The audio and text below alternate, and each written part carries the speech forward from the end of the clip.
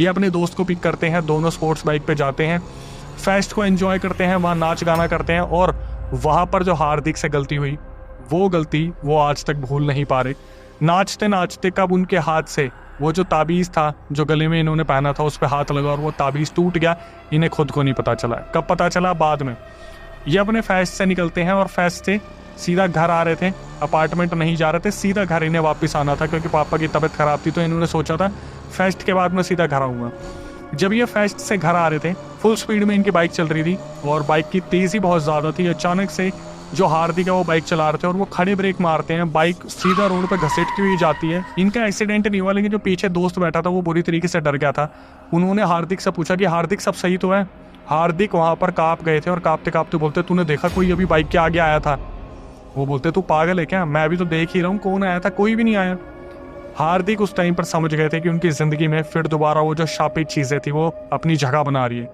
उन्होंने गले पे हाथ मारा और देखा ताबीज़ है ही नहीं। ये देखने के बाद उनका हाल बुरा हो गया। वो सीधा अपने घर पे आए। घर पे आने के बाद रात ही गुजरी होगी जहाँ पर उन्हें नींद नहीं आई और ये जो रात थी इनके ऊपर इतनी भारी पड़ी।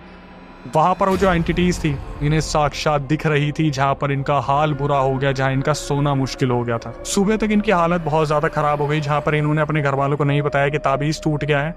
और अगले 2 दिन ये घर पर रहे, जहाँ पर इनका टेम्परेचर सीधा 102-103 पहुँचा हुआ था और रोज़ रात को इनको एक फीमेल एंटिटी दिखती थी जो बुरी तरीके से इन्हें परेशान कर रही थी। इन्होंने अपनी दीदी को फ़ोन करा और सब कुछ बता दिया। तो दीदी ने अपने पापा से बात करी और पापा ने बोला कि बेटा अपने घर पे बता दो कि वो ताबीज़ टूट गया है। हिम्मत करके इन्होंने अपने पापा और अपनी मम्मी को बताया कि ऐसे ऐसे मेरा जो ताबीज़ है वो बुरी तरीके से टूट गया है। तो इन्होंने दोबारा उन गुरुजी से बात की, जहाँ पर उन गुरुजी ने बोला कि अब मेरे हाथ से ये बात बाहर हो गई है, तो आपको जो मेरे बड़े गुरुजी हैं उनसे बात करनी पड़ेगी। और वो बड़े गुरुजी इनके घर से 2 घंटे दूरी पर रहा करते थे। इन्होंने उनसे बात करी और उन्होंने बोला कि मेरे पास 2 दिन बाद आना। 2 दिन हार्दिक ने बताया अक्षय भाई वो 2 साल बराबर थे। एक एक मिनट मेरी रूह जो कांपती रही, मुझे एंटिटी साक्षात दिखा करती थी और रात को मेरे साथ जो हादसे होते थे मेरे को ऐसा लगता था अभी यहाँ से कोई भागा, कोई यहाँ से भागा। हार्दिक ने बताया कि अक्षय भाई मैं इतनी बुरी तरीके से उस एंटिटी से डर गया था। 2 दिन बाद जब मेरे को उनके पास जाना था, जो बड़े वाले गुरुजी थे, मैं अपने पेरेंट्स को गाड़ी में ले जा रहा था और मैं गाड़ी में पूरा एक्सपर्टीज़ हूँ, मतलब मैं कोई भी चूक नहीं होने देता। लेकिन उस दिन मेरा 3 बार एक्सीडेंट होते होते बचा। कभी ट्रक मेरे सामने आ गया, कभी मैं ट्रक के सामने आ गया, कभी ऐसा हुआ कि बस अब टक्कर हो जाएगी।